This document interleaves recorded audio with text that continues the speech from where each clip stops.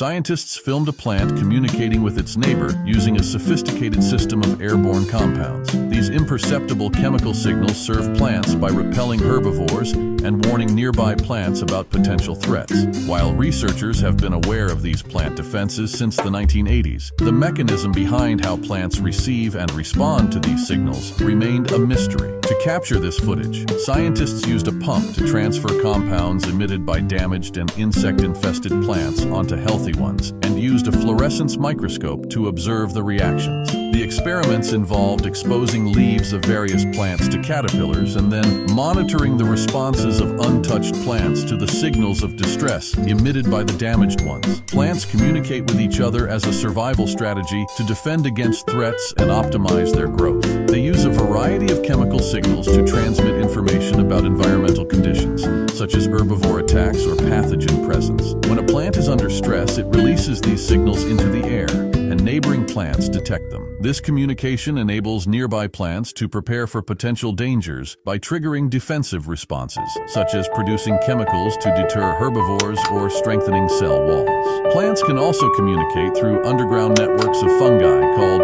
mycorrhizae, sharing nutrients and information about soil conditions. These communication mechanisms help plants adapt and thrive in their ever-changing surroundings. Researchers have turned electronic waste into gold using an innovative aerogel sponge made from whey, a byproduct of cheese production. This sustainable technique not only recycles e-waste, but also turns it into nearly pure 22-karat gold nuggets. The process begins by dismantling and dissolving discarded computer motherboards in an acidic solution and filtering out debris. The aerogel, acting as a gold sponge, is then introduced to absorb the gold ions from the solution. Remarkably, this method allows for the extraction of gold with a high level of purity and efficiency, with a significantly reduced environmental impact compared to traditional methods like activated carbon. The researchers found that to recover 1 gram of gold, only 5.26 grams of the aerogel is needed, making it a third more efficient and reducing the carbon footprint by about 25%. This not only presents a cost-effective way to reclaim gold from e-waste, but also addresses the issue of electronic garbage and waste surplus simultaneously.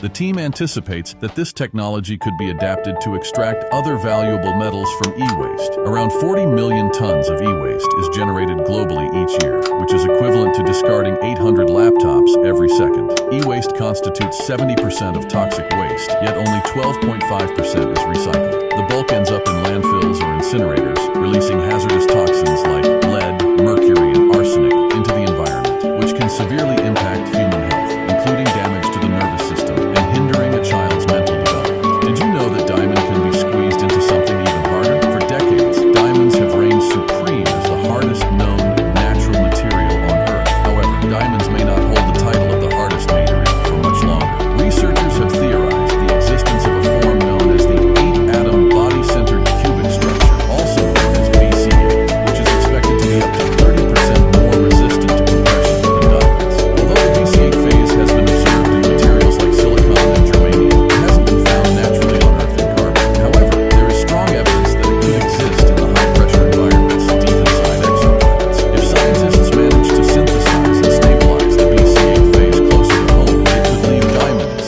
in the dust when it comes to sheer hardness. Despite previous unsuccessful attempts to create BC8 carbon in a laboratory, the researchers now used supercomputing to understand where these attempts fell short. By running simulations on the Frontier supercomputer, they were able to reproduce the behavior of billions of carbon atoms under extreme pressure and temperature conditions. The results revealed that BC8 carbon can only be formed within a very specific high pressure and high temperature range. The researchers are now planning theory-inspired